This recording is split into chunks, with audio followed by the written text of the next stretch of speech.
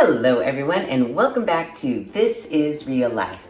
I'm your host Sheri, and on today's Real Life Friday video, it is the day after Thanksgiving and you have all this leftover turkey and you're like, well, turkey sandwiches are good. I can only eat so many of them. What the shit am I gonna do with the rest of this leftover turkey? Well, I'm here to tell you, we're gonna make the quickest and the easiest and the most delicious homemade or semi-homemade turkey pot pie you've ever had in your life. With all of our leftover turkey, this turkey pot pie is technically what I have been making forever as a chicken pot pie. And I thought, what a great way to use leftover turkey after Thanksgiving. Again, I love me a turkey sandwich. Oh, with mashed potatoes and a little bit of gravy on some sourdough bread and you toast it like a grilled cheese sandwich.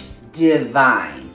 But after you've eaten 7 of those and you still have leftover turkey, you're like, ugh, what am I gonna do with this? Well, I'm gonna make this chicken turkey pot pie exactly how I've made it for years and years and years and years. What you're gonna need is leftover turkey, but if you don't have leftover turkey, you can use what I use every single time I make this, frozen chicken breast fillets. If you've got your turkey and it's already cooked, you're way ahead of the game. But if you're using raw chicken, then you're gonna wanna cut it up into bite-sized pieces and put it in. You have some options. I always use a 9x12 Pyrex dish, but let's say you had a potluck to go to and you wanted to make it a little fancy. You could use any old thing that is oven safe. One of these, what is this? Hornware, I think that is. I also have this really cute like stoneware. It's a Pampered Chef. This would look really cute for a pot pie if you were taking it somewhere. I mean, this pot pie is good, and once you see how delicious and how quick it is to do, you're gonna take it to every potluck, faux show. Whatever dish you have, grab it, and then you're gonna prepare your meat however. Just leftover, cut it into bite-sized pieces. Raw, cut it into bite-sized pieces. And then put all your bite-sized pieces into whatever dish you choose. Use as little or as much as you like. I'm pretty happy with the amount of chicken. It's covering up the bottom of my Pyrex dish pretty nicely, so I know there's gonna be chicken in every bite. This is actually a pretty budget-friendly recipe as well. It's almost one of those, whatever you got in your cupboard, you're gonna turn it into a pot pie. What we're gonna do next is season it with whatever you got. A little salt, a little pepper, a little whatever. I don't know, a little bit of Pappy's. Whatever suits your fancy. Nothing too terribly exciting. And these are no measurements. You're like, well, Sheri, is that 1 tablespoon or two teaspoons or what? It's whatever. You know, you could put in some garlic powder. It's no big deal, no rhyme or reason. No matter what you do, it's still gonna be the best damn homemade chicken / turkey pot pie you've ever eaten in your life. It's up there with Marie Callender's, I'm just telling you. Now that you have your meat seasoned, this is where the hard shit begins, you guys. Get ready for it. You are going to take a can of any sort of cream of soup. I typically like cream of potato soup because I like the little chunks of potatoes, but I happen to have cream of chicken soup in my pantry, so that is what I'm using. Depending on how big your dish is, you're gonna use either 1 or 2 of these. For a 9x12, I use 2 cans of cream of whatever. Cream of mushroom, cream of chicken, cream of whatever you got.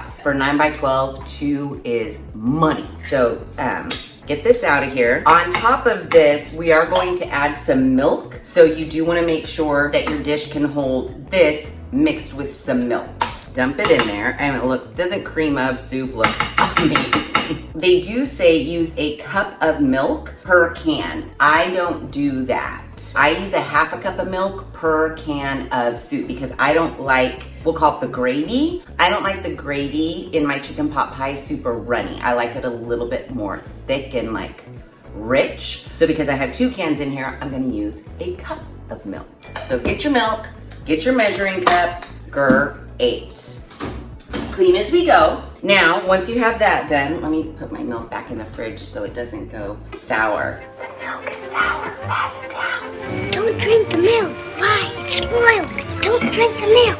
Why? It's spoiled. Don't drink the milk. Ah, it's spoiled. Don't drink the milk. Why? Milk is spoiled. I don't know. Doesn't matter. Now what you want to do is you want to get this really mixed well. You don't want any like gelatinous bits in there. We want to get it like soup. We want to get it like soup. Sometimes I'll get a fork to make it go faster or a whisk, but because I'm trying not to make that many dirty dishes because we just had to clean up a million dirty dishes from Thanksgiving, kind of scrape the sides, get the milk really incorporated. What we don't want to see is like puddles of milk together with like gelatinous cream of soup. Get that all mixed in.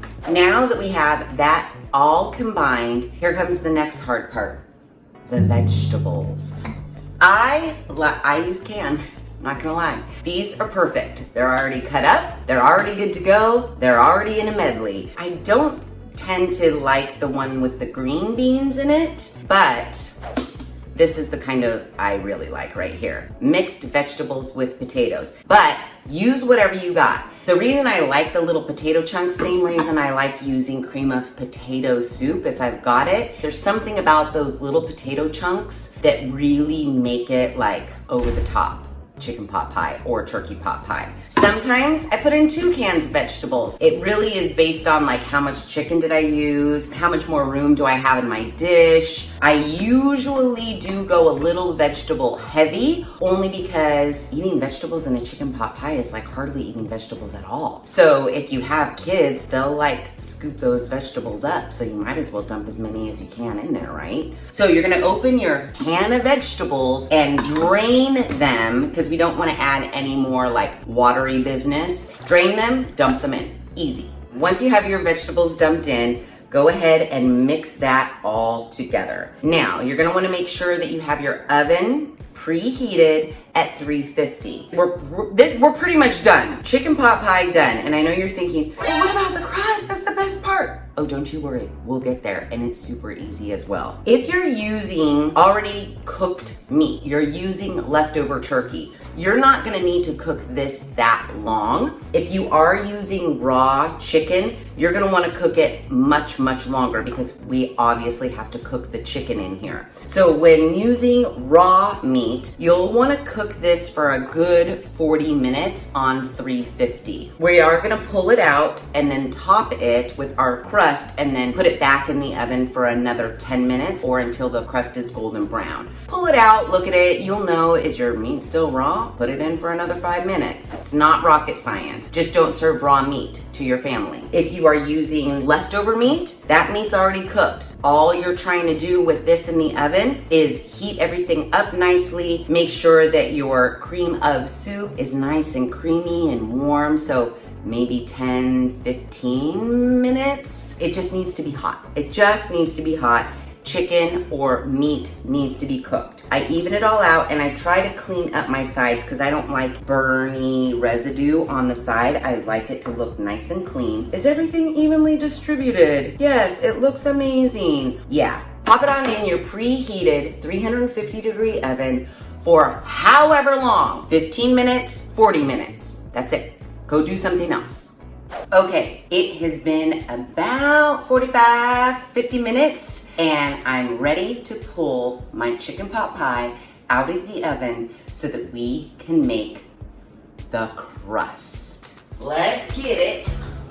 Oh, voila, here it is. And I can tell that my chicken is nice and white and cooked. Now, while it's still piping hot, we're gonna make the crust. So get ready, because it's really hard. You are gonna grab yourself flaky crescent rolls, some buttermilk biscuits, whatever. I've used biscuits, I've used crescent rolls, whatever comes in this tube that is on sale. These happen to be off-brand, Sunny Select. I believe I got them at the grocery outlet. I usually buy 2 because I'm not quite sure how much is gonna take to cover the top. Buttermilk biscuits is actually pretty good for the crust as well on top, but instead of using the entire thickness of a buttermilk biscuit, I'll divide it in half so it's a little thinner, and then I'll glop buttermilk biscuit dough over the top. You're gonna wanna make sure that you use the instructions that are on the back of your crescent roll dough, your buttermilk biscuit dough, whatever. This happens to say that my oven needs to be heated at 375, so I need to bump my oven up a little bit. It wasn't very smart of me because when I was baking, I was like, oh, you need to get some other shit done. So I stripped the bed and I started a load of laundry. The washing machine's right over there. And even though I have my barn door closed, you're probably gonna hear the sweet, sweet sound of, oh, like right now. I think it's on the spin cycle. I can't stop. We gotta put the crust on. It's real life, dude. I'm washing some laundry. We're gonna put this crust on. It's gonna be super easy. Then we're gonna throw it back in the oven. So I've already preheated my oven to 375. I'm gonna go ahead and pop this open. And then basically, because this is crescent roll dough, it pretty much comes in a sheet anyways. I'm just gonna unsheet it and lay it over the top. It's that easy.